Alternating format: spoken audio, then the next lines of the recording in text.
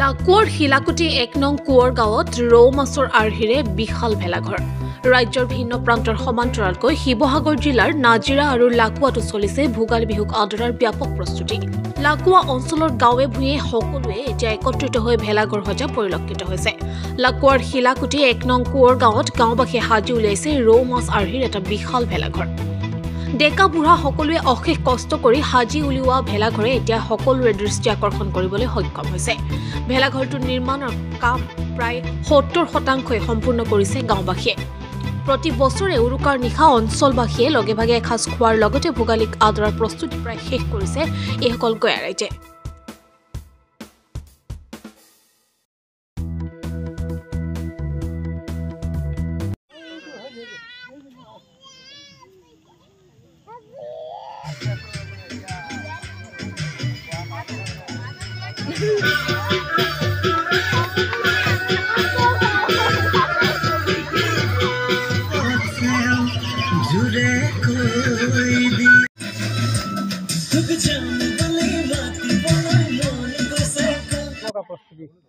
দেখিছে আপোনালোকে প্ৰথমে মই আমাৰ শিলাকুটি ১ নং কুঁৱৰ গাঁৱৰ বাকী তৰফৰ পৰা সমূহ অসমবাসীলৈ ভোগালী বিহুৰ ওলগ জনাইছোঁ।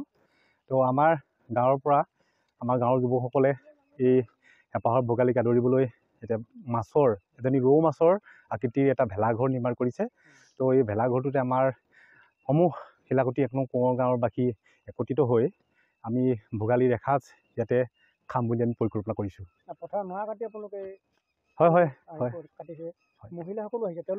সকলোৱে কৈছে, আমাৰ মহিলাৰ পৰা বয়োবৃদ্ধলৈকে শিশুৰ পৰা আমাৰ বোৱাৰীলৈকে সকলোৱে এই নৰা কটাত সহযোগ কৰিছে। তো এইটো সম্পূৰ্ণ ৰূপ দিয়াত সকলোৱে ইয়াত অৰিহণা আছে।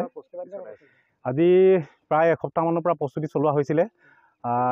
তো এই পৰিকল্পনাটো ৰূপ দিবলৈ আমি আজি ৩ দিন হৈছে। তো আৰু 2 দিনত আমাৰ সম্পূৰ্ণ এই মাছৰ আকৃতিৰ ৰূপ পাবলৈ হৈছে ৭০% কাম হৈছে আৰু 2 দিনত আমাৰ বাকী সম্পূৰ্ণ ১০০% কাম সম্পূৰ্ণ হ'ব বুলি ভাবিছোঁ।